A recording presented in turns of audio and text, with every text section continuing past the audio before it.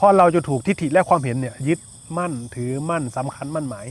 กลายเป็นอัตตาคนก็เลยหลงยึดถือเอาในทรัพย์พอไม่รู้ตัวนะหลงยึดถือเอาในทรัพย์คนก็เลยหลงเข้าไปยึดถือเอาในยศถาบรรดาศักดิ์คนก็เลยหลงไปยึดถือเอาในคำยกย่องสรรเสริญนะกลายเป็นความสำคัญผิดกลายเป็นอีโก้สำคัญผิดไปแล้วนะแต่ถ้าเรามองตามความเป็นจริงแล้วมีลาภเสื่อมลาภมียศส่วนยศมียกย่องมีนินทาเป็นของคู่กันเป็นธรรมที่คู่กันเราจะไม่เอียงไปข้างใดข้างหนึ่งก็คือไม่เอียงอ่ะคือเรียนรู้ในการเผชิญได้กับสิ่งเหล่านั้นที่เกิดขึ้นนะคือไม่เมานั่นเองมีความรู้สึกตัวที่เห็นตามความเป็นจริงคือไม่เข้าไปยึดถือเอา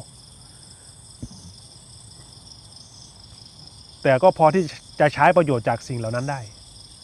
นะสามารถเรียนรู้ในการใช้ประโยชน์จากสิ่งเหล่านั้นได้แต่ไม่ได้เข้าไปยึดถือเอาในสิ่งเหล่านั้น